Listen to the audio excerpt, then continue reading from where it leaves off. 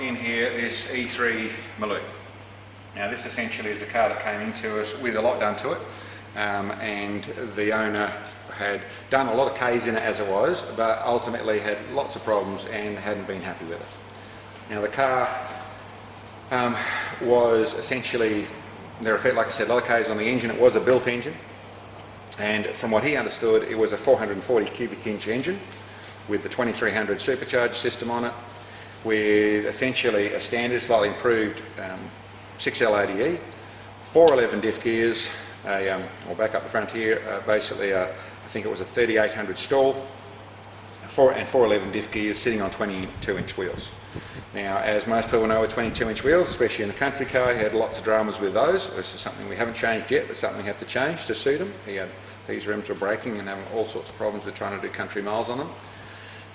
The car was, it had done a decent time down the track, so it done in a 10-second quarter mile, but it was not quite the car he wanted to be driving wise. From overheating to running problems to the point where it got to, he'd done a few Ks like I said, but it had very hot, very loud piston slap in the engine. It wasn't breathing too much, it was just piston slapping, which is probably what you'd suspect out of a 440 cubic inch with a very short piston skirt and a long stroke that you're running in the thing. And everything had been working.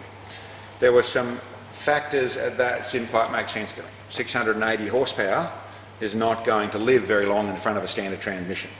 So it was one of the things he was talking about it was, okay, I understand the piston slap, but the transmission, that sort of power, they shouldn't really cope for very long. And 411 diff gears are weird to have in there. You're going to have something with absolutely, well, monstrous launch, monstrous wheel spin everywhere. And when I drove the car, that's what it was like. Wheel spin, very hard to get your foot down because it just really couldn't put it down with the diff ratio it's running. We've been through essentially and then looked at things. Ran it on the dyno, and I'll go over the dyno in a minute and show you that, but we essentially ran it on the dyno. It didn't have the power that we're talking about. It had more the power that would make sense of why the transmission was still alive. It certainly did have the high stall. It was really stalling to around the 4700 RPM, so it was right up in its stall, giving you, monstrous launch or monstrous spin off the tyres, off the mark. The drive system was pretty messy on the supercharger side of things. That was really having some problems. He'd been wrecking belts and things. It was down to a 7-rib belt, but it was still staying there a little bit. The intercooler wasn't working properly. There's all sorts of things that were out of whack that we had to sort out. But when we pulled it down, we found the story was bigger than that. This that did have an LS3 block actually had a 6-litre block in it.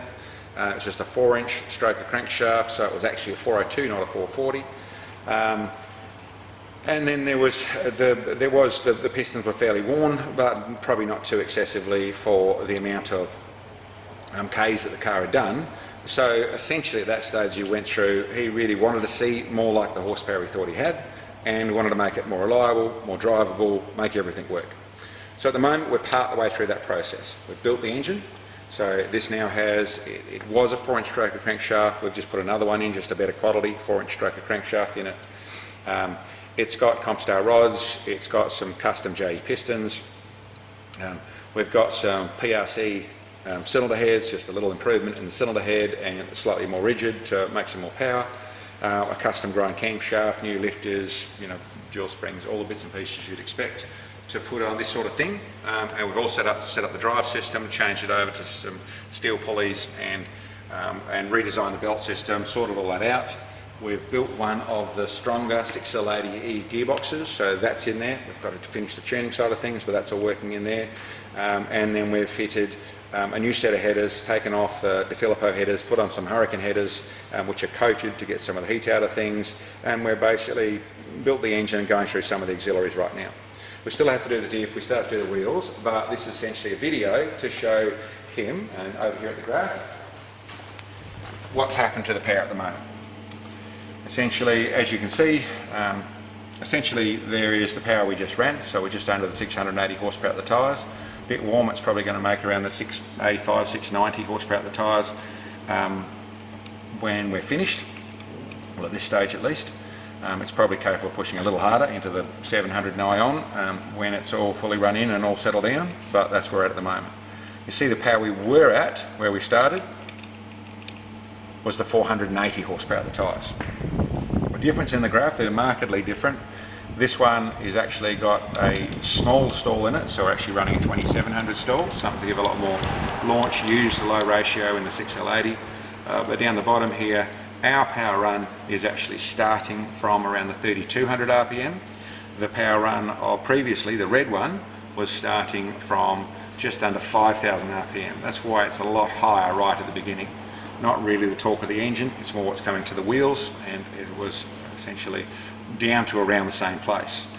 We come up to about here where they're both, it's probably still the other ones around the 5.5, where at around the blue ones around the 4000, but it's in front at that stage. We've already gone up to the 511, whereas around the 450. And as you can see up here, we're turning, that's essentially, we're in the RPM, we're at around the 6,000, around 650 horsepower at the tyres at 6,000, which was the peak power in the setup as it was before. And as you can see, this is actually running through to 7,000 RPM, and we're at the 680. It's still rising a little bit. That the camshaft is really coming close to out of puff at that stage. Its full power will probably be around this point, but because of the larger rear wheels, this will be more about, in actual fact, the dyno catching up with things with the 22 inches. So once we come to a 20-inch wheel that has a bit better tyre on it, we should be able to see a bit more accurately what's going on. But still, those are honest numbers, and as you can see, there's a massive improvement from what it was. Now it is a 402. It was supposedly was a 440. It was a 402 before. But power-wise, we are markedly different the top end, and this is going to be a lot quicker to drive than this fella has ever driven in this car before.